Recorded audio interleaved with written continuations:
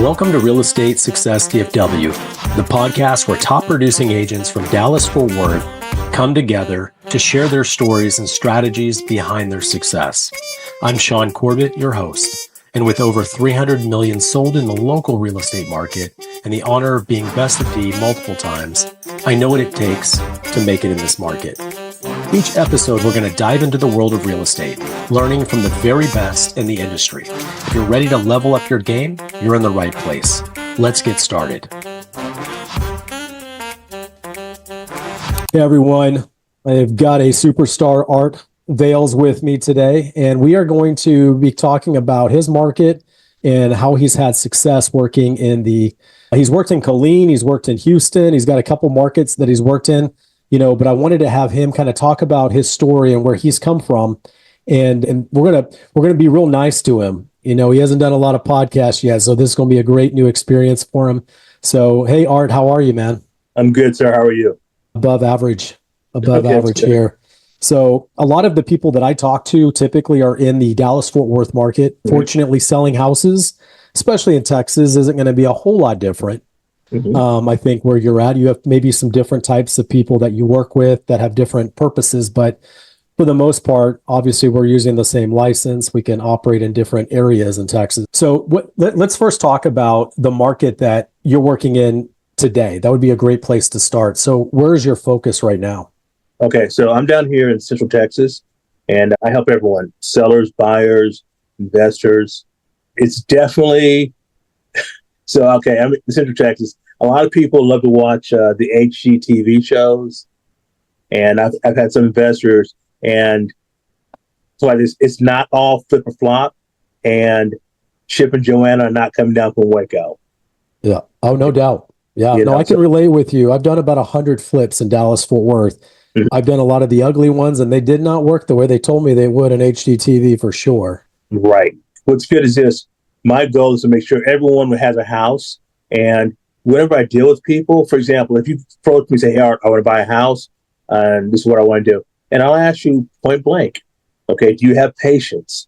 And right then and there, if you say, yeah, I'm a patient individual, good, because you're going to need it, because it's not like you see on TV. That's reality TV.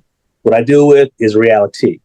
So it's a big deal. Yeah. And what's good is I'm very blunt, direct with people. I tell them this: I can either, blow smoke or shoot straight from the hip. And then everyone always asks me to shoot straight from the hip. And I know they're going to say that, but I want them to say it so that when I give them the honest facts, this is exactly what's going on. And I'm pretty good about what I say as far as what I think a house will sell for or rent for. I like that you talk about that. I just had a really good training talking about asking the right questions. And one of the questions it recommends asking is, how honest do you want me to be with you? Now, it's a rhetorical question. Now, you're obviously not going to tell me to lie to you, but I want to set that tone. And the tone is, you're going to say it's okay for me to be honest, right? You're going to tell me you want a 9 or a 10. You want me to be as honest as I need to be, and let's not just spin around in circles, wasting each other's time. Let's just get to it. I can list your house $20,000 over the market, but we both know it's going to sit for 6 months and you're going to yell at me. Mm-hmm. How about we just go ahead and price it where it's going to sell, and then everybody feels happy about how it work out, right? Yes, sir. Exactly. A very good point. I like that you can be honest and get that straight with them up front. Just say, hey, I don't want to spend a lot of time giving you fluff. Let's just talk about how to get this done, and then we can go hang out at the butcher shop and get some meat and go grill. We can have fun later, but it's business time. I want to make sure I get you taken care of first. Exactly. Yeah. Like, what was that? The movie Tommy Boy? Oh, yeah. I love Tommy Boy. The scene with his dad always getting that bit of advice. Yeah, the bull and the butcher. Yeah. Exactly. Oh, yeah. And he could never say that phrase right. Yeah, that's exactly what I think about when I talk to people. Okay. I like that reference. You and I are going to get along great. Thank you, sir. Appreciate that. Oh, man. I love that guy. He's so funny. I miss Tommy Boy. Farley. I miss Chris Farley. All right. So let's go back. When you got started in real estate, why would anyone get started in real estate? Why would you get started in real estate? Okay. My mother, God rest her soul, said this one thing to me, which as a kid in middle school, I didn't understand it. Buy land, they're not making it anymore. And I was like, Mom, what does that mean? Now I know. So the thing is this, you and I both know we're not getting any younger. And it's always good to be able to have your own roof over your head so that no one's ever going to come knock on your door. Hey, I need my rent. Or, hey, get out of my house. So I like real estate. I like taking properties that I like taking like making diamonds shine. I've seen some very rough houses, but by the time I go in there and get everything done, it's complete 180. And I now know that another family is going to now has a roof over their head. Because I want everyone to have a roof over their head. It's okay for me to get you into a house, but I want to make sure that you can stay in that house. I don't want you to bite off more than you can chew. It's a personal mission for you to help people do things that they need some help. They need some guidelines. They need some direction. To give them the opportunity where many may not help them or be able to give them those opportunities. And you can also talk about the importance of having that emotional benefit of owning a home versus just paying a landlord forever. Yes, sir. You know, and having your own dirt. And I've heard that. I'm sure a lot of us have heard they don't make any more land. Unfortunately, God only provided us so much land than we can work with. So we got to take care of what we got available. Yes, sir. That's correct. I like the personal attention to it. So you mentioned you were talking about you work with investors, and you certainly may work with new home buyers that are buying in that sub price point, maybe 250, maybe 200 in your market, and that's the home that needs work. Yes, sir. Yeah, and it might be even lower. As you like your Killeen, is that kind of like one of your? Yes. So Central Texas encompasses Killeen, Harker Heights, Temple. I'm in Bell County. So a lot, depending on what the buyer wants, we're going to try and find them the right house. Yeah. For example, you say, I want to buy a house. Not a problem. How much house do you want to spend? Do you want a house that's $250 or $100,000, $300,000 or $10,000? And I tell them point blank, is this house for you to live in or as an investment? Okay, because number one, if it's an investment, we want to make sure that you are providing a good home that not only you would live in, but you'd be okay with having a family member live in. Because if you wouldn't put your dearest family member in that house, then what's the point of dealing with that house? You know, and also the price point. Okay, once we say, hey, are you paying cash or financing? Cash, $200,000. Great, let's go find you something. Financing, $200,000. Great, let's go find you something. But at the same time, though, just because your financing or pre-qual letter is $200 doesn't mean we need to go find a house that's $200. Because you got to make sure once you buy that house, can you afford these payments? Sure. I always think everything's always about monthly payment. Everything. Yes, sir. Unfortunately, we've got some clever tools with buy downs and builders offering incredibly good low interest rates that we can help people achieve more house than they could have even 6 months ago, a year ago, based on the strategies using that. What I was thinking about is, do you have contractors and people that you help renovate homes? Is that because you're kind of alluding to that? Like you've also got into the vault where we have a home that needs a new kitchen, it needs new bathrooms, needs new floors. No problem, I got you. Is that kind of another thing that you offer as a benefit to help? Yes, sir. So what's good is this. Every time someone buys a house from me, I already have a Word document ready that I can email them like that has a list of all the contractors that they're ever going to need for that house, whether it's plumbing, electrical, HVAC, or just little odds and ends. You know, say, hey, call this person. And these are all individuals that I've done business with myself, so I can actually vouch for said individual. And so they'll have that information, and they'll they can reach out. And of course, I tell them this, even after you bought the house, I'm still a phone call away. I don't just disappear once you bought your house. You know, I don't just like become a ghost. I feel like forgive me for using your name, but we've lost the art of providing full service, right? So a lot of the buyer agents and seller agents or listing agents, they focus on the service part of it. But man, I tell you, if there's one thing we could do as agents is provide other avenues of contractors and in a bigger scope. We don't have to know about plumbing. We don't have to know about electrical. We don't have to know about roofing. But by golly, we should at least be able to offer people that do and can say, hey, Art told me to call you. And now that guy has accountability, right? Right. There's always that benefit. And that's a strength that we have as agents is we know we deal with housing. This is what we deal with. So we know good contractors that are going to do what they say they're going to do and make us look good. Mm-hmm. It's a real important component, be able to leverage your name and go get good work done when they need to get it done. That's a really valuable asset that you offer. So you've taken this message that you've started with your with kind of your mom looking at it, they don't make enough land. And then now you've turned into a personal mission when you work with your clients on helping them achieve things. I tell you, it's funny. A lot of people did not think they could achieve. Let me give you a high level thinking. I kind of think about these things a lot. So we have a group probably from 25 to 35. A lot of them were not buying homes. They were renting. They were not getting married. They were not having kids. They would rather have a dog than kids. It's a strange thing maybe for you and I to see that and say, well, we're here on earth not to just serve ourselves. I mean, let's help and build other people. And they were kind of skipping that process of going straight in and buying homes early or getting married in their 20s. They're getting married later. Yes. So we have this whole group that's missed a lot of that.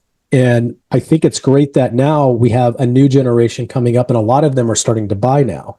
They're not afraid of the 30% increased prices since COVID, right? There's that magic thing where all of it exploded, or they don't know anything about a 3% interest rate because they're finally farther enough removed from it that they don't even think about it. They just know, okay, interest rate's 7% or 6%. Yeah. That's what it is.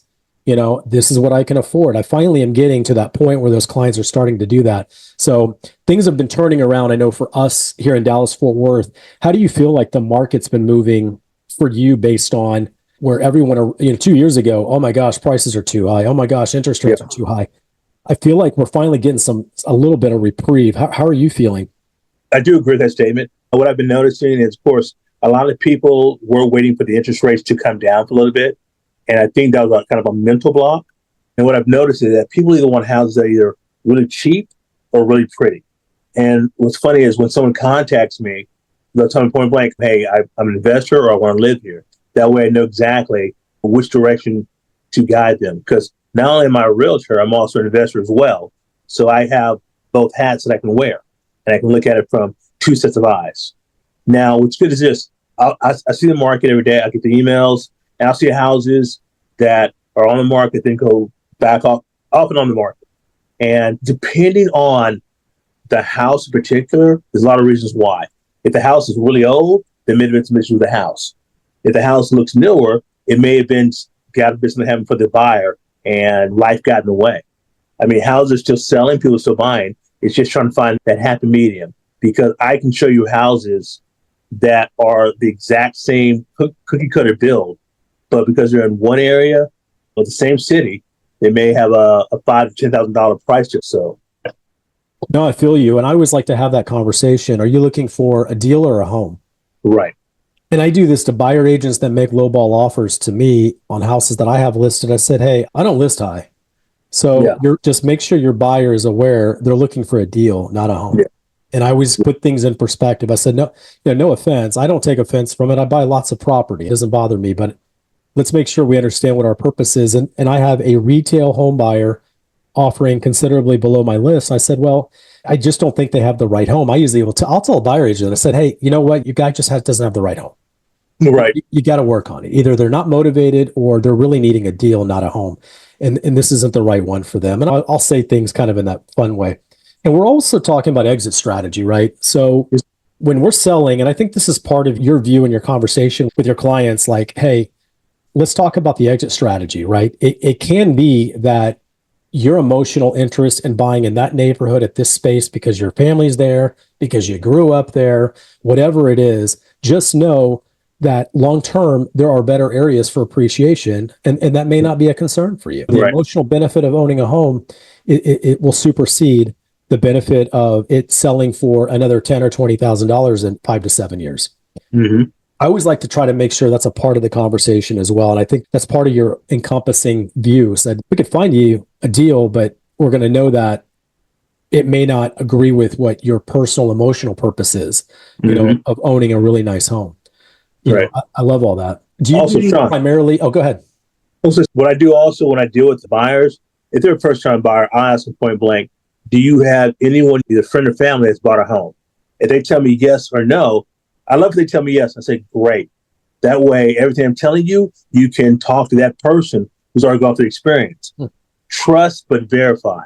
Yeah. That way, if you have questions, because I know when I explain it to you, if they don't understand every little thing, talk to the person, talk to your brother, cousin, whomever that bought a home. Say, and they say, hey, Art told me I should get a home inspection for X, Y, and Z. What do you think?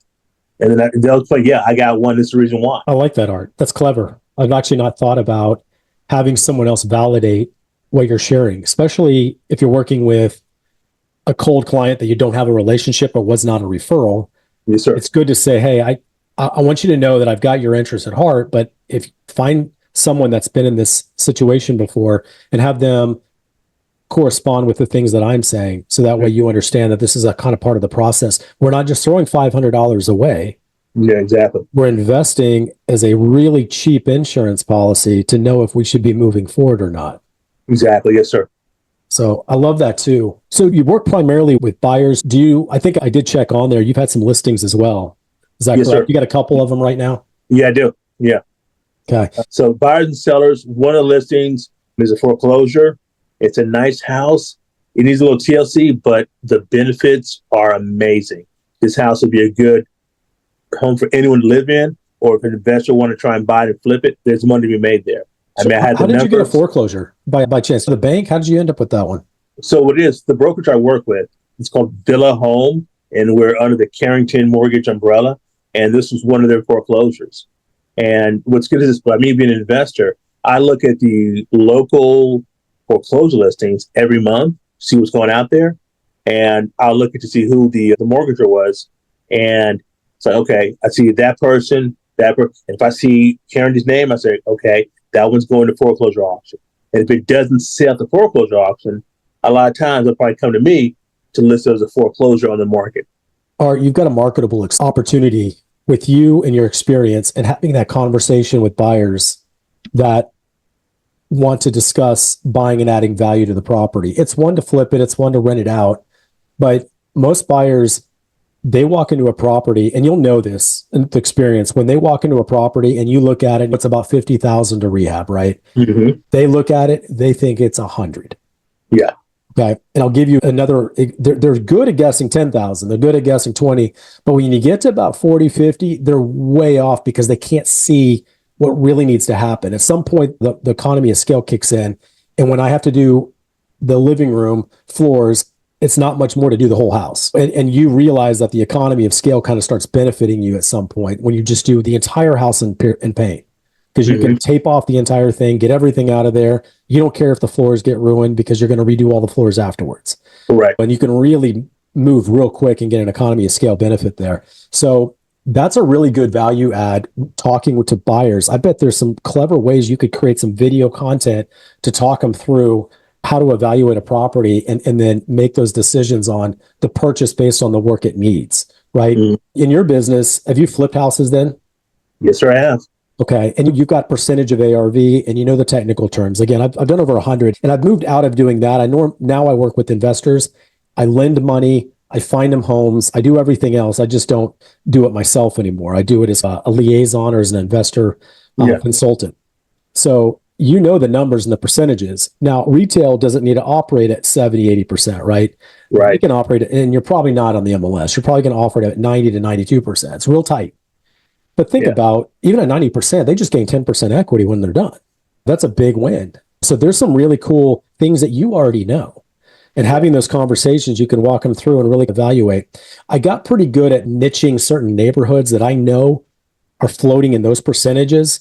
And then I have investor clients. I say, hey, let's go in and take a look at them.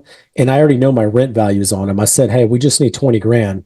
Right. And I can get you now you can't do 1% rules anymore. Unfortunately, rents have not followed values, but you can still gain 5% equity every year as growth. And the 5% equity is 3% appreciation and 2% principal buy down paid by the tenant. Right. So there's some really clever things that we can do to help explode that. I love all that. That's very cool. How do you manage your time? I mean, let's talk a little personal stuff. You got family. What do you have going on? So I got my girlfriend and I have 2 dogs and a cat, and they're all rescue animals. Nice. And what's good is this, earlier you heard the dogs barking. Yep. Of course, the smallest dog is always the loudest dog. Oh, yeah. So the thing is, I set boundaries. So, for example, I usually get up around 3:30, 4 a.m. myself. I walk my neighborhood, probably walk like 9 miles a day, 9 a.m. And then from 9 to 5, I'm rocking and rolling, doing everything that can with real estate. Now, sometimes, depending on what's going on, I may cut it back to about 4. That way I can take my dogs to the dog park. They socialize with other dogs. There's other people there. And that's how I clear my head. And then, of course, movies, going to play pool, spend time with friends and family. Just last weekend, we went to a haunted house. And it's like this. I enjoy seeing people get scared. And I was laughing so hard, I almost couldn't breathe. I couldn't catch my breath because the guy had a chainsaw and he's chasing people down. They wouldn't get hurt. But the fact they were running and afraid, I was just laughing from ear to ear. And guess what? I had a good time. Everyone's having a good time. That's all that matters. Life's short. Enjoy yourself. I like that you have boundaries on your time. Yes, you have to. I remember early on in my real estate career, I just about got divorced because my wife was like, you never stop working. And I didn't see myself that way. I'm like, because I like working so much, I don't ever know how to turn it off. And I don't realize the benefit of walking 9 miles or clearing my head or doing things with friends and leisure opportunities. I love to talk about real estate all day, 24/7. Unfortunately, you're not building other things that are also important. Right. And it's good to stop and just think instead of, I got to do this deal. I got to do this deal. I got to offer this to them. I got to help them with this. It's good to stop because you can, when you clear your mind, you can really get a better idea of maybe where you should be going and not spending so much time in things that don't either make you money or are just not good for your lacking connection with others. So I love that you have time blocking. I moved about 7-8 years ago to, I don't work weekends and evenings. Now that's a tough thing to do in real estate. Yeah, it is. But you have to have mental peace because if you don't, it's like this. Okay, Shaune, if you don't take care of you, who will?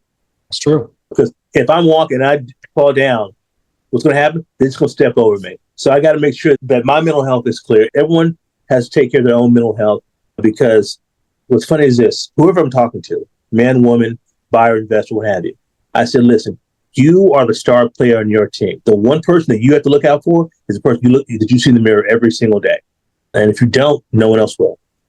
No, I feel you. Yeah, it was having 4 kids really changed my perspective on where my time is spent. So I work incredibly hard during the short hours that I work Monday through Friday. Yes, sir. And I give all the extra time and weekend and time and everything. I've moved to a referral-based business where only people that know me work with me. Mm-hmm. And what that does is I don't have a listing presentation. I don't have a buyer presentation. They call me and I tell them what we're going to do to solve their real estate problem. Right. That's my conversations typically. I just focus around motivation and what's their issue they need to solve. Mm-hmm. I keep things really simple. Yes, sir. That's a big value add for just growing my business. But by doing that, I work with people. We all like to work with people we trust and respect. How are you referring contractors? What you're doing with them, your client should be doing with you. Mm-hmm. Right? That's a big part of building that referral-based business where you don't have to run and chase cold leads and opportunities. Let me ask a couple more questions. Yes, sir. What do you think really makes a difference for agents to go from, because most agents fail? Yes, sir. How long have you been a real estate agent? Oh, I guess, 6 or 7 years, I think. It's been a while. I think when I looked it up, I thought I said 7, but I didn't want to say it wrong. 7 years, you're already at like the 95% because most agents don't sell anything. And when they do, they're dropping out after 2 or 3 years because they can't sell enough to compensate themselves enough to live. Right. So obviously that's a testimony of success for you. What makes the difference? Because I promise you, even your brokerage, you probably have 80% of the agents that are not selling, just like most brokerages. Yeah. And then the other 20% are still alive and selling and making money. What separates you from what they're doing? How did you make it? Well, good as this, before I became an actual agent, I was actually an investor as well. So the fact is, I know how to talk to the buyers and the sellers, the investors. And I got one investor, I dealt with him on several properties, and he referred me to another one of his family members. And they know I'm not going to lie to him. Art's going to shoot straight from the hip. He's going to be honest. If I tell you that 2 + 2 equals 4, 2 + 2 equals 4. There's no other way about it. If I tell you need to do X, Y, Z for a property, this is what you got to do. And the thing is, I will tell people, hey, if I need to hold your hand the entire process, I'll be right there with you. It's not a problem. Whatever question you have, I may answer. But what separates me, the thing is, I like real estate just like you do. I love seeing a house that looks like it could have been in a horror movie to now it's on Lifestyles of the Rich and Famous. Yeah. Now, of course, I'm not putting gold faucets and chandeliers in the house. But you're removing the chainsaw guys. Yeah, exactly. You're getting them out of there. Exactly. I saw one house that, if you looked inside of it, you thought it was a crime scene. Yeah. And I was like, okay. But everyone else would freak out. I'm like, okay, we can do this. We can do this here. We're going to do that. That's going to look good. We're going to make this. And then a lot of the contractors that I deal with the same people every time. You know why? It builds trust, rapport, communication. I know how they work. They know how I pay. And they know every time I call them, I'm not calling them to talk about the weather. I'm calling them because I have work for them. Oh, yeah. They know that every time I call them, Art's calling to put money in my pocket. Let me answer that phone call. So yeah, it's a clean referral. Absolutely. There's probably, let's say, and there's probably 100 things, but there's probably 5 core things that agents add as a value add to the general population buying and selling homes. Some obvious things. We know the customary ways of doing things. In order to get the maximum benefit, we know the answers to those things. We know what the market looks like. There's certainly immediate value add. We write contracts. We know what the contracts say, and we know how it's going to impact the process and the buyer and the seller. But, the number one thing, and you mentioned this, is I believe, and no one ever talks about this, but I think the greatest thing that real estate agents provide is it separates the buyer and the seller. Okay. And what happens is, and you mentioned it in a different way, what you were talking about is you speak their language and you can communicate with them effectively. It's because you're in the business, you've done the business, you know how to do flips, you know how to do rentals, you understand, and you can talk their language, and then you can talk their language in a way that they're going to understand and be able to move forward. Buyers and sellers are talking completely different languages, and they have competing interests that make it impossible for them to work together. Right. So I always feel like the greatest benefit is agents separate the buyers and the sellers in order for us to facilitate and make a deal work. Because if I said what my buyer says or my seller says to that other buyer, they would be like, hell no, you're fired. Exactly. I'm not taking your offer. Yeah. And they would all do that. So we have to filter out the emotion and just focus on the facts, right? Yeah. So I feel like I do a lot of that as a part of the process. Do you have anything else that you think you'd like to share is something that you're really passionate about or excited about in real estate? I like helping first time. I love it when I can hand over the keys to a first time home buyer. I say, hey, congratulations, you did it. And also, I always tell people, okay, you need to believe in yourself. If you have people, and let's be honest about it, we all have people in either our sphere of influence, families, friends that say, oh, you can't do this, you can't do that. My friend, he did it, it didn't work for him, so it's not going to work for you. Yeah. I tell people, listen, that's your family, you love them. But at the same time, don't let anyone tell you that you can't do it. So you have to have faith in yourself and believe in yourself that you can do it. So when I give someone the keys to the new house, I say, congratulations, there you go. Now also with that being said, you and I both know a 30-year note, and this is fun. I love different apps, broadcasting names, but there's some apps when you plug in the dollar amount of the house, the down payment, the interest rates, and do a 30-year note, it tells you, hey, this is what your payment's going to be. But I try to let the buyers know, hey, listen, if your payment's $1,000, if you can pay a little bit more and have that go directly to the principal, you can pay your house off that much quicker. And then also, I've given them a real life example of something that I personally done, where I took a 30-year note and went down to, I think, 14 by paying more. So now that property is paid for. The money comes in, that's all profit. Because let's say, and for example, if the house is $100,000, over 30 years, we paid over $300,000 for that house. So you bought the house 3 times over. And you don't think about that. And the bank, hey, they love it. Thank you very much. I said, listen, would you rather go ahead and have maybe $150,000 still in your account? Yeah, okay, this is what you're going to do. So I like helping people out. I love making sure that people have a roof over their head. And not everyone is meant to be a homeowner or wants to be a homeowner because of there are responsibilities. For example, you've been lucky you have 4 children, correct? Oh, yeah. Okay. So the minute you became a father on child number 1, your life changed.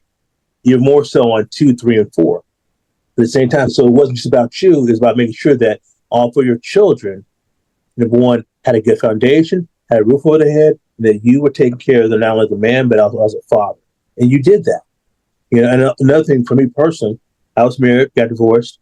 It's good that you have to have someone who supports you, because you can't have your spouse being a negative Nelly saying, oh, no, you can't do that. I don't think we should do that. Fast forward 20 years, you're like, man, I really should have bought those properties. 20 years are gone. You got divorced. Those properties are gone. One of my contractors, had two of them, both of them, hey, I want properties. Okay. You want properties? This is what you need to do. Start putting some money aside, and you don't need a whole lot of money. You don't need a money tree in your backyard or $1 million in the bank. We can go to tax sale. Man, great conversation. I appreciate you, Art. A lot of good insights. I think you and I have a lot of things in common. You're having a successful business there in Central Texas. I think you would be an excellent agent for anyone that calls you. How would a person find you? What's a good way to connect with you? And how would they be able to connect with you? That's too easy. That's too easy. Hold that thought. Hold on. So, of course, I'm on Facebook, Art Vales, TX for Texas Realtor. And you can also find me on Instagram and also Twitter at Art_Vales_TX_Realtor. My email address is art.vales, V as in Victor, ALES, at Villa, V as in Victor, YLA.com. And can I give my phone number also? Yeah, go for it. Okay. Area code 254-285-1454. Now, if you call, if I don't recognize the number, shoot me a text. Hey, this is so-and-so. I saw you on the podcast with Shaune Corbett. Great information. I want to be able to work with you. And I'll definitely reach back out.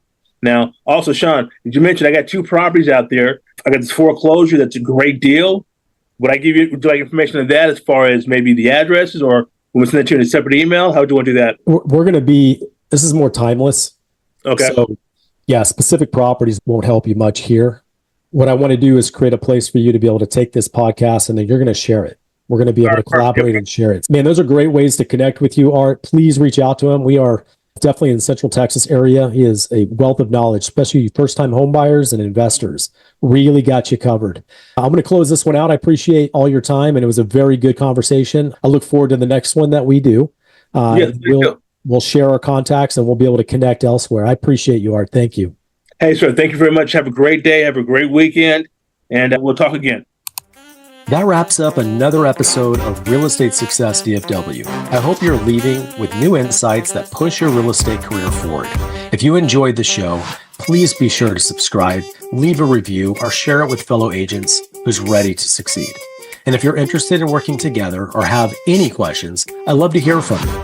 Reach out to me directly. My personal phone is 214-228-0383. Let's connect and make real estate success happen together. Until next time, keep pushing forward. I'm Shaune Corbett, and this is the Real Estate Success DFW. Have a high performance week.